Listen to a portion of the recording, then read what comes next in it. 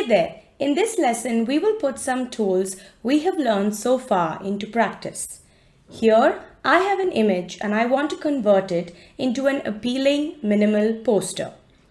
So what I'm going to start with is basically I want to edit out these benches using the clone stamp tool, and I'm also going to use the pen tool to make a selection and finally give the last touches with the brush tool. So let's start by using the pen tool. You can either use the shortcut P or you can access it from the toolbar. Make sure that you zoom in so that you can get the definition of your trace well. So I am just gonna do a trace of this quickly. This will help me to make sure that when I'm clone stamping, it becomes easier for me to make sure that I am not interfering with the definitions of the model itself.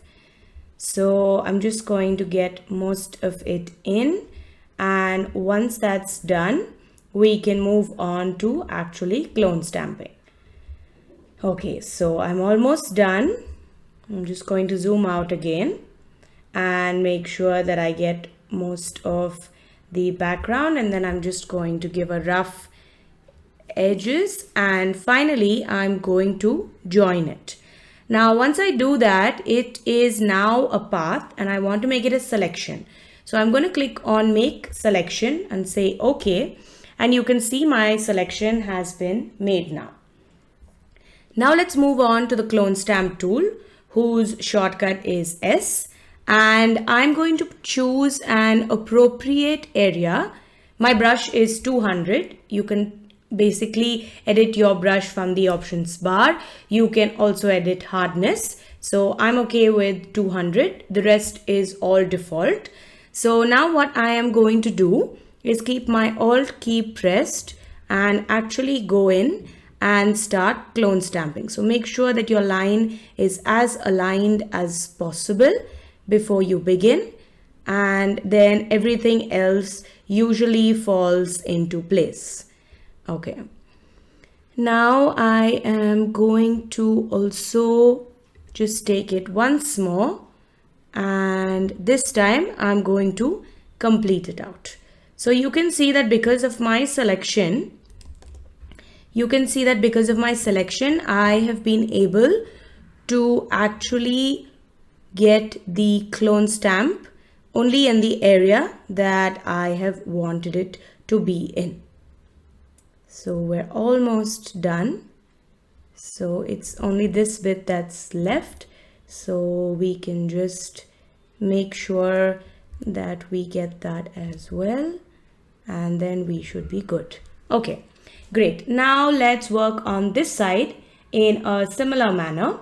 So again, make sure that you align as much as possible to the clone stamp when you're working with it, and then just go ahead and fill in the spaces. Okay, so I think I can do a little better job of it. So clone stamping usually takes a lot of practice, and it depends on how complex your image is that it will take you time to actually work with it. So make sure that you practice as much as you can, because it is helpful in the long run. Okay, I needed to get one last time and then we should be good. So let me align it and let's just finish it up. Okay, great. Now that this is done, the next thing I want to do is actually select the brush tool. And this time what I'm going to do is I am going to increase the size to 700. I'm also going to create a new layer for this overlay effect that I want.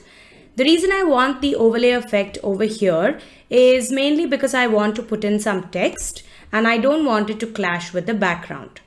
So I'm going to go into my color picker and I'm just going to eyedrop a yellow that works for me and click on OK.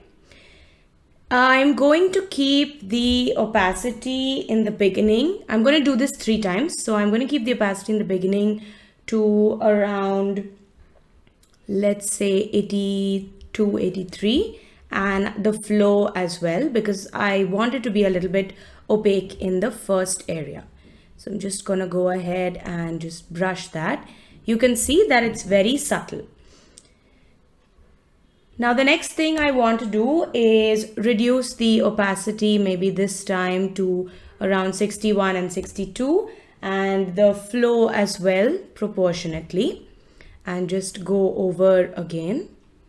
This time it is not too dark, but it is still opaque enough for me to add in more color, or rather text on top of it.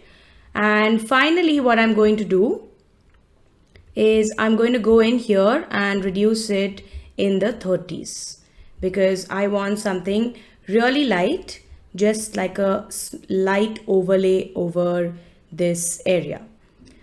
So once that's done, you'll see what we are going to do next. So I'm just going to add in a little bit more, and once that's done, we are going to duplicate this layer. So we're going to press Command J and we're going to duplicate the layer. And once we duplicate it, we're going to change the mode to multiply. And once I change it to multiply, I don't want it to be so dark. So I'm just going to reduce it to around 73, 74. Or actually maybe a little more than that, because it seems a little too dark still.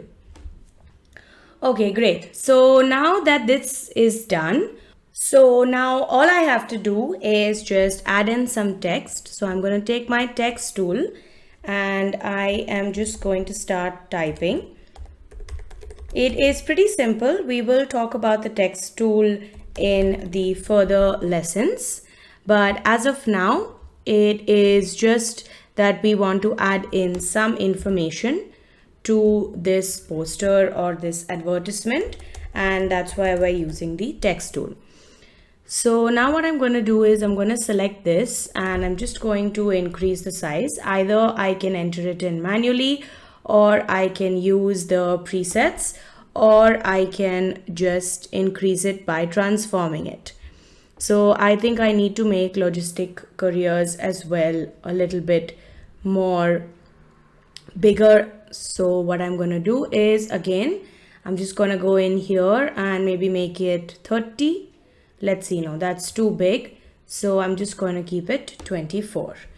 Okay, now I'm just going to use the move tool and just add it in here and select both of them now and move them a little bit to the bottom. Okay, I think it looks fine. I'm just going to click on Logistic Careers once more and move it a little bit more to the left, because I feel it doesn't look very left aligned. Okay, so that's about it. Here we created a minimal poster out of an image just by using the tools in Photoshop. Getting a hang of the tools in Photoshop only comes with practice. So explore and practice, and I will see you in the next lesson.